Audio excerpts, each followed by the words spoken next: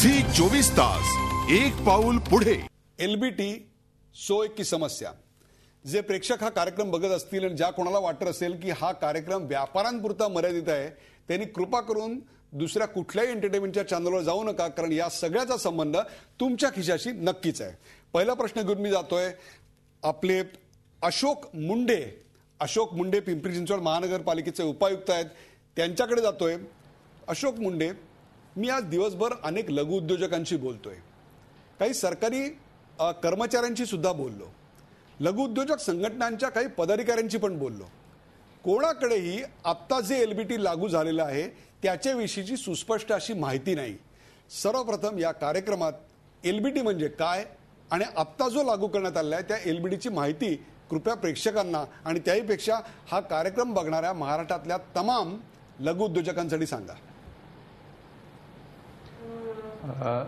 सर्वात प्रथम मी असं म्हणेल की जकातीच्या वेळी ज्या वस्तू शहरामध्ये वापर, विक्री आणि उपभोग यासाठी आयात केल्या जायच्या आणि त्यावर जकात कर हा आकारला जायचा, त्याच पद्धतीने हाही कर आहे ज्या वस्तू शहरामध्ये वापर, उपयोग आणि विक्री यासाठी आयात केल्या जाणार आहेत, त्यासाठी हा कर आकारला जाणार आहे।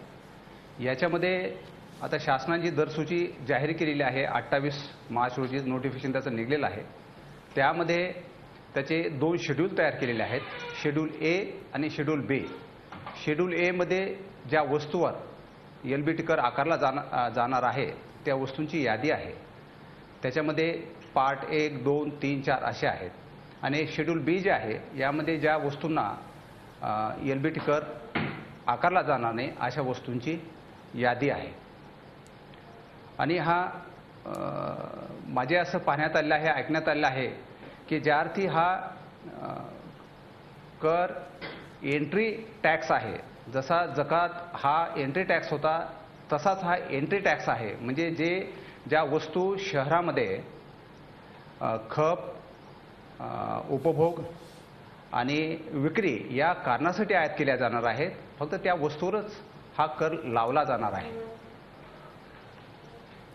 म्हणजे एक प्रकारे जकात नाक्यांवर ज्या पूर्वी गाड्यांच्या रांगा दिसायच्या किंवा जकात नाक्यांच्या बाजूला जे जकात एजंट असायचे, जे सेटलमेंट करून द्यायचे, तुमचा माल सोडवून द्यायचे, तिथल्या स्थानिक कर्मचाऱ्यांबरोबर त्यांचे मधुर संबंध असायचे, हे सगळं चित्र आता बदलणार आहे का, हाच प्रश्न घेऊन मी जातोय डॉक्टर राजेंद्र अंगले यांच्याकडे। 1996 मध्ये नवीन मुंबईमध्ये सेस लावण्यात आला, त्याला उपकर म्हटलं गेलं। तेव्हाचे जे आयुक्त होते त्या वेळच्या आयुक्तांनी सांगितलं की तुमच्या काय समस्या आहेत त्या आपण घेऊन बसू। तेव्हा मी लघु उद्योग संघटनेचा उपाध्यक्ष होतो आणि सगळ्या समस्या त्यांनी ऐकून घेतल्या आणि प्रत्येक समस्येवर त्यांनी आम्हाला उपाय सुचवला आणि त्या समस्येवरती उपाय सुचवून पहिल्याच वर्षी जवळजवळ नवीन मुंबईसारख्या ठिकाणी त्यांना 44 कोटी ते 45 कोटीची अपेक्षा होती, त्याच्याऐवजी त्यांना 60 कोटी रुपये मिळाले। गेल्या वर्षी नवीन मुंबईमध्ये 440 कोटीचं उत्पन्न झालेलं आहे आणि 2 मोठे प्रकल्प, या सेस मधलं उत्पन्न 440 कोटीचं आहे। नवीन मुंबईच्या बाबतीत तुम्ही एक लक्षात घेऊन घ्या की नवीन मुंबईमध्ये सगळ्या इंडस्ट्रीज रस्त्याच्या एका बाजूला आहेत आणि रेसिडेन्शियल एरिया एका, लोकांचा राहायची जागा दुसऱ्या बाजूला आहे। फक्त वाशी किंवा नेरूळ वगैरे हा भाग सोडला तर जास्ती दुकानं उत्पन्न आहे, ऐरोली सोडलं तर, तिकडनं सोडलं तर तिकडचं सेसचं उत्पन्न जास्ती नाही आहे।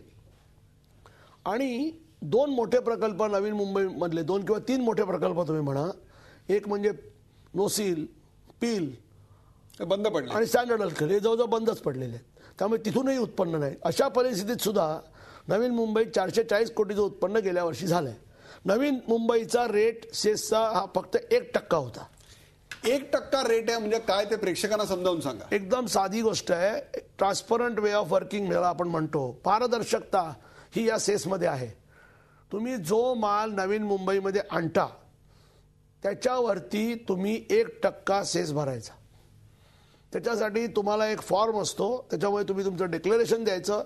गेल्या 96 पासून 2013 पर्यंत कुठल्याही कंपन्यांनी कंपन्यामध्ये ज्यांनी नियमितपणे सेस भरलेला आहे, कुठलाही सेसचा ऑफिसर किंवा इन्स्पेक्टर चेकिंगला गेलेला नाही. तुम्हाला एक ॲन्युअल असेसमेंट ऑर्डर असते, ती आल्यानंतर तुम्ही असेसमेंटला जायचं, तिथे तुमची असेसमेंट केली जाते जशी तुम्ही व्हॅटमध्ये करता आणि त्याप्रमाणे तुम्ही भरलेला टॅक्स बरोबर आहे का हे ठरवलं जातं आणि ट्रान्सपरंट वेनी तुम्ही पैसे तुमचं असेसमेंट होतं. तुम्हाला दर महिन्याला बँकेत 15 तारखेच्या आत पेमेंट करायचं. डेझिग्नेटेड बँक्स दिलेल्या आहेत, ब्रँचेस दिलेल्या आहेत, तिकडे जाऊन चलन भरायचं आणि तुमचं पेमेंट करायचं. तुम्हाला कुठेही जाऊन कुठल्याही एजंटला भेटावं लागत नाही सेस पेमेंट.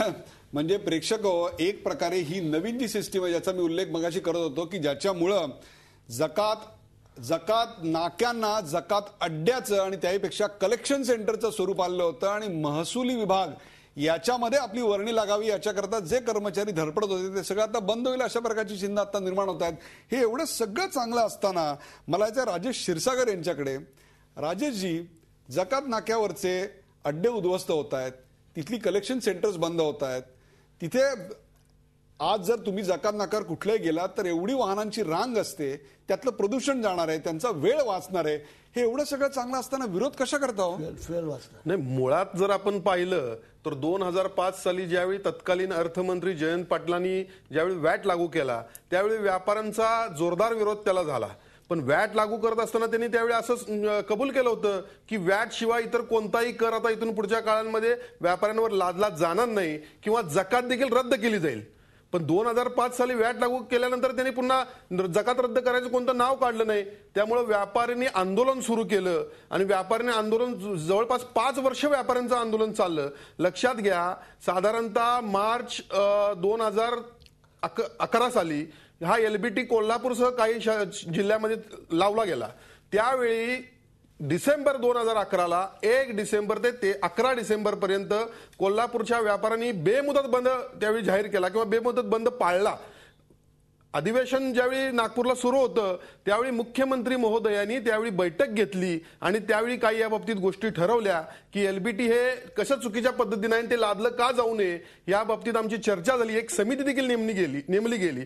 खरं म्हणजे मला या ठिकाणी असा प्रश्न शासनाला करायचा आहे, ज्यावेळी वॅट लागू केला त्यावेळी जकात रद्द करणार अशी त्यांची भूमिका असताना जकात रद्द करण्यासाठी नवीन एक वेगळी कर प्रणाली या ठिकाणी लादली जाते. म्हणजे हा व्यापाऱ्यांच्यावर अन्याय आणि व्यापाऱ्यांच्या रूपानं व्यापाऱ्यांच्या पर्यायानं सर्वसामान्यांच्याकडून असा जादा टॅक्स वसुली करण्याचा प्रकार आहे. त्यामुळे एलबीटी हा प्रकारच चुकीचा आहे असं म्हणलं तर चुकीचं ठरू नये. म्हणजे तुमचा विरोध एलबीटीला असण्यापेक्षा सुद्धा ज्या कारणाकरता एलबीटी येत आहे, वॅट आलं जकात जाईल म्हणून, आता जकात जाईल म्हणून एलबीटी येत आहे, उद्या आणखीन एक येईल, उद्या जीएसटी येईल, जीएसटी आल्यावर पुन्हा आणि सुरू राहील. म्हणजे सातत्यानं शासनानं खोटं बोलायचं ही जी भूमिका शासनाची आहे ती अतिशय चुकीची आहे. त्याला आम्ही विरोध करतोय. कर भरायला कोणत्याही व्यापाऱ्याचा विरोध नाही. एक सुटसुटीत कर प्रणाली असावी. कर भरायला कोणत्याही व्यापाऱ्याचा विरोध नाही, बिलकुल नाही. असंच मी म्हणताय. हाच प्रश्न घेऊन मी जातोय सूर्यकांत पाठक यांच्याकडे. सूर्यकांत पाठक, एलबीटीमुळे कर चुकवेगिरी करायला वाव मिळणार नसल्यामुळं व्यापाऱ्यांचा याला विरोध आहे असे एक ठाम समजूत आता आहे, काय सांगाल त्याविषयी? नाही, ही जे काही लोकांचं म्हणणं आहे ते 100% चूक आहे. याच्यामध्ये केवळ व्यापारी भरडला जाणार नाही तर सर्वसामान्य नागरिकही भरडला जाणार आहे. याचं कारण असं आहे की आजपर्यंत ज्या वेळेला जकात होती त्यावेळेला जकात नाक्यावरती वाहनं अडवायची, व्यापाऱ्यांनी त्याची जकात भरायची, वाहनं आत यायची. आता काय होणार आहे, एलबीटी मुळात जकातीचं दुसरं नाव एलबीटी आहे आणि एलबीटी आलं तरी देखील जकातीचे नियमही आज चालू आहेत. एका बाजूला जकातीचे नियम, एका बाजूला एलबीटीचे नियम. जे शासनाला सोयीचं आहे, जे महानगरपालिकेला सोयीचं आहे ते नियम इथं लावले जात आहेत. मुख्य माझा मुद्दा असा आहे की कालपर्यंत ज्यांचा जकातीशी काहीही संबंध नव्हता असे सुमारे पुण्यातले 2.5 ते 3 लाख लोक या एलबीटी खाली येणार आहेत. मग तो पानाचा ठेलेवाला असो, अमृततुल्यवाला असो, छोटे छोटे किरकोळ व्यापारी असो, इतकंच काय स्मशानभूमीमध्ये गोवऱ्या आणि लाकडे विकणारा वखारवाला असो, या सगळ्यांना एलबीटी खाली रजिस्ट्रेशन करावं लागणार आहे. एक मिनिट सूर्यकांत पाठक, मी तुम्हाला 1 मिनिट थांबवतोय. प्रेक्षकांच्या माहिती करता मला हे पुन्हा सांगायचंय की या एलबीटीचा फटका पर्यायानं तुम्हाला कसा लागणार आहे, तर पानाचा ठेलेवाला नव्हे तर स्मशानात गेल्यानंतर गवऱ्या आणि लाकडं सुद्धा याच्यामुळे मागणार आहेत. सर बोला पुढे. तर असे सर्व छोटे छोटे व्यापारी, सलूनवाला आहे, शिंपी आहे, ह्या सगळ्यांना हा एलबीटी लागणार आहे. बरं, एलबीटी लागणार म्हणजे रजिस्ट्रेशन करायचं आणि रजिस्ट्रेशन करून भागणार नाही. दर 6 महिन्यांनी त्याचं रिटर्न भरायचं आहे आणि ते जर का वेळेवर भरलं नाही तर त्याला कायद्याप्रमाणे दंड करणार आहे, त्याला शिक्षा करणार आहे. हा कुठला नियम ज्याचा संबंधच येणार नाही कधी जकातीशी. असे जवळजवळ 2.5 लाख छोटे छोटे दुकानदार, छोटे छोटे व्यावसायिक याच्यामध्ये येणार आहे, जे कालपर्यंत जकातीमध्ये अजिबात नव्हते. आणि हे सर्वजण व्यापारी आहेत, त्याचबरोबर ते ग्राहक पण आहेत ना. आणि मग ग्राहकांना छळण्याचा अधिकार तुम्हाला कोणी दिला अशा प्रकारे? पण एक मिनिट सूर्यकांत पाठक, राजेश क्षीरसागर असं म्हणतात की व्यापाऱ्यांचा कर भरायला विरोधच नाहीये, मग एलबीटीला विरोध असायचं कारण काय? जो माल व्यापाऱ्यांचा कर भरायला बिलकुल विरोध नाही, एलबीटीला विरोध नाही. पण जकातीला विरोध का होता?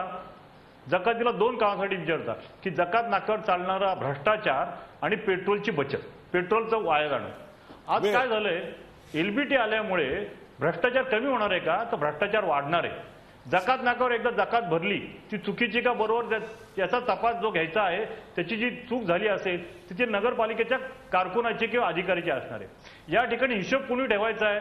व्यापाऱ्यांनी. त्याच्यामध्ये जर का चुकून काही चूक झाली तर त्याचा 5 पट दंड वसूल करणार, म्हणजे बिनपगारी आणि फुल अधिकारी अशी ते व्यापाऱ्याची परिस्थिती केलेली आहे. आणि त्यांनी जर का चूक काही केली त्याला 5 पट दंड आणि परत तुरुंगवास. आजपर्यंत जकात बिनपगारी फुल अधिकारी या तुमच्या आक्षेपावर आपण डायरेक्ट जाऊया अशोक मुंडे यांच्याकडे. अशोक मुंडे, काय म्हणाल तुम्ही? थेट आरोप केलाय तुमच्यावर. नाही, याच्यामध्ये असं आहे, मी आत्ताशी सांगितल्याप्रमाणे हा एंट्री टॅक्स आहे. जकातमध्ये ज्या प्रकारे शहरामध्ये आणणाऱ्या मालावर जकात आकारली जायची त्याच पद्धतीने हा कर आकारला जाणार आहे. इथे कुठेतरी गफलत होती आहे की इथे लोकल परचेसवर एलबीटी आकारला जाईल की काय, ते चुकीचं आहे. लोकल परचेसवर कुठेही कर आकारण्याची तरतूद या नियमामध्ये नाही.